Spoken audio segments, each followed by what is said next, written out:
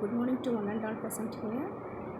I am Mrs. A. Kanimoli, Associate Professor, Department of Mathematics, NPR College of Engineering Technology, Natham, Dindigul. Today, we are going to see about the topic Graph Theory and Applications. Our subject code is CS6702 and this is for final year CSE Department 7th semester paper.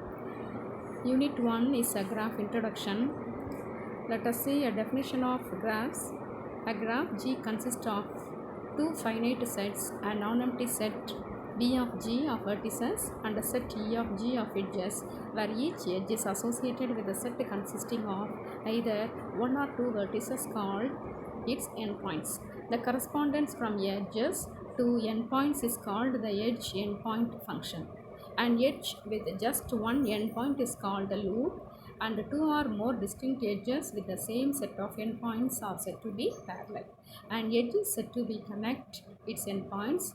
Two vertices that are connected by an edge are called adjacent, and a vertex that is an endpoint of a loop is said to be adjacent to itself.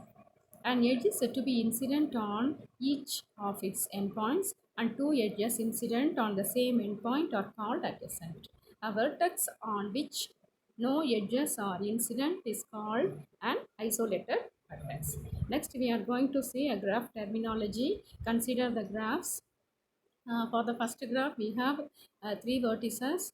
For the second one, a single vertex, and the third one is two vertices containing a loop.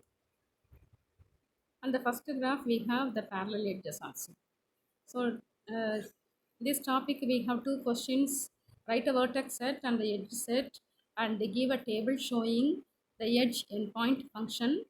And the second one is find all the edges that are incident on V1, all vertices that are adjacent to V1, all edges that are adjacent to E1, all loops, all parallel edges, all vertices that are adjacent to themselves, and all isolated vertices. So this is an example for A. For the above graph, we have a vertex set. There are 6 vertices V1, V2, V3, V4, V5 and V6, and edge set we have 7 edges. So edge endpoint function, this is edge and endpoints. We have 7 edges, and the endpoints for E1 is V1 and V2, and endpoints of E2 is V1, V3, for E3, V1, V3. That two are parallel edges. E4, V2, V3, for E5, V5, V6, for E6, V5 and E7, V6. Now example 1, a solution. Note that an isolated vertex V4 does not appear in this table. Although each edge must have either one or two endpoints, a vertex need not be an endpoint of an edge. So this is a solution for example B. Here the vertex set V4 does not appear in this table. Although each edge must have either one or two endpoints, a vertex need not be an endpoint of an edge. So this is a solution for question B, subdivision B. E1, E2 and E3 are incident on V1. V2 and V3 are adjacent to V1. E2, E3 and E4 are adjacent to E1, and E6, E7 are loops. E2, E3 are parallel edges. V5, V6 are adjacent to themselves, and V4 is an isolated vertex. Since no other edges are incident on V4, therefore that is called an isolated vertex. So from the above graph, we have V4 is an isolated vertex. Next, definition and some basic properties of graphs. We have discussed the directed graph of a binary relation on a set. The general definition of a digraph, that is a directed graph, is similar to the definition of a graph, except that one associates an ordered pair of vertices with each edge instead of a set of vertices. Thus, each edge of a directed graph can be drawn as an arrow going from first vertex to the second vertex of the ordered pair. Next, we are going to see the definition of a directed graph.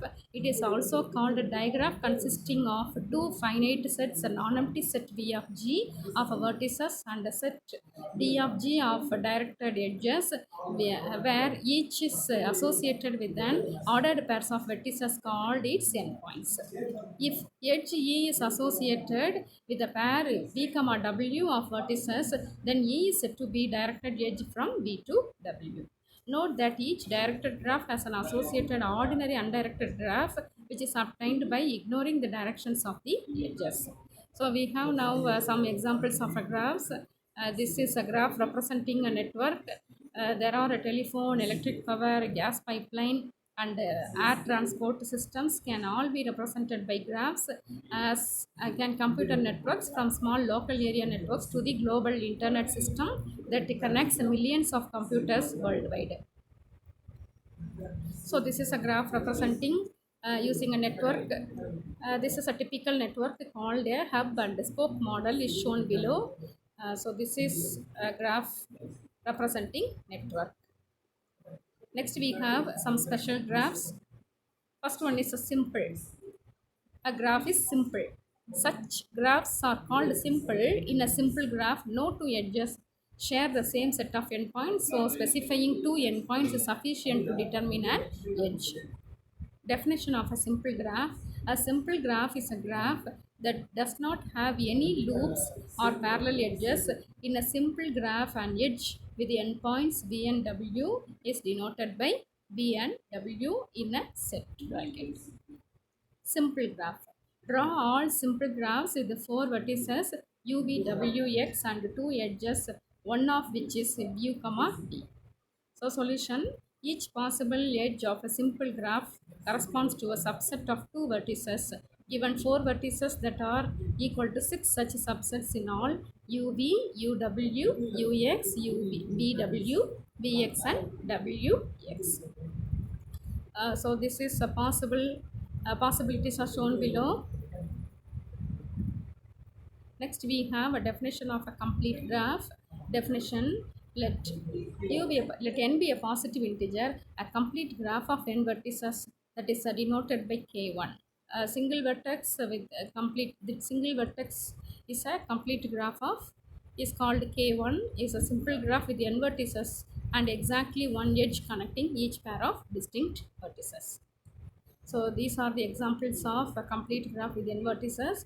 First one is k1, k2, k3, k4 and k5 can be drawn as follows. First one is k1, second one is k2, third k3, k4 and k5. That complete graph is also called each edge is incident or adjacent to every other vertices. Next we have subgraph. Definition of a subgraph.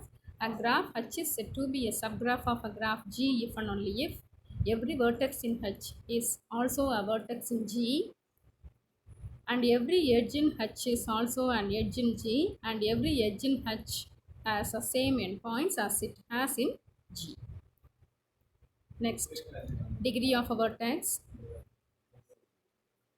Definition, let G be a graph and B a vertex of G. The degree of B denoted by DEG of B equals the number of edges that are incident on B with an edge that is a loop counted twice. A total degree of G is the sum of the degrees of all the vertices of G. So degree of a vertex and total degree of a graph. For example, find the degree of each vertex of a graph G shown below, then find the total degree of G. So we have a graph now. These are V1, V2 and V3 are vertices and edges E1 and E2, E3. So first one is in V1. In V1 there is no edges or incident on V1, therefore degree of V1 is 0.